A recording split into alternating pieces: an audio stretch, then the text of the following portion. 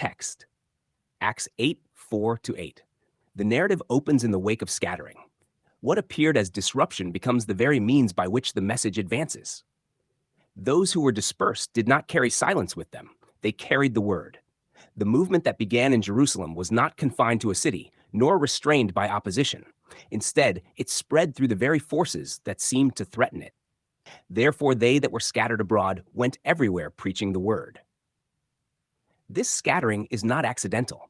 It is the continuation of what had already been spoken, that the witness would extend beyond Jerusalem.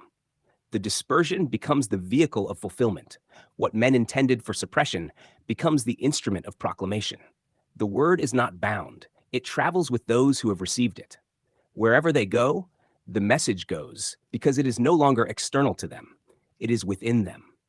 Then Philip went down to the city of Samaria and preached Christ unto them. Philip enters Samaria, a place historically marked by division and tension with Jerusalem. Yet here, the message is not one of distance, but of nearness. He proclaims Christ, not as a future hope to be attained, but as a present reality revealed. The one proclaimed is not distant, but already accomplished in his work.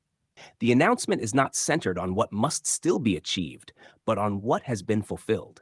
And the people with one accord gave heed unto those things which Philip spake, hearing and seeing the miracles which he did.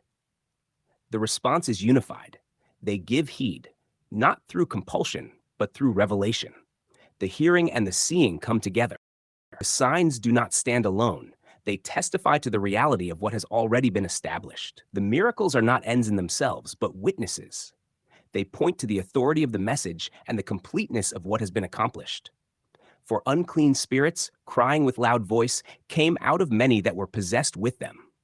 What is described here is the visible overthrow of bondage. That which held men captive is expelled.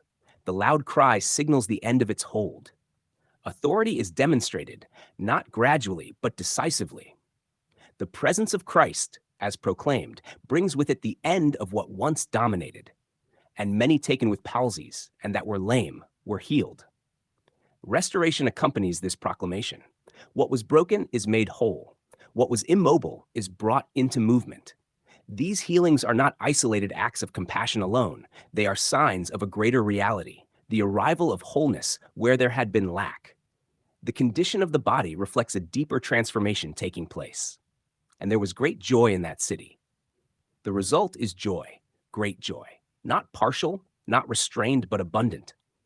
This joy does not arise from effort or attainment, but from the unveiling of what is already true. It is the response to the realization that what was awaited has now come to pass. In this passage, the movement of the message reveals a completed work being declared, a victory being manifested, and a reality being unveiled. The scattering becomes gathering. The proclamation becomes manifestation, and the outcome is unmistakable. Joy fills the city.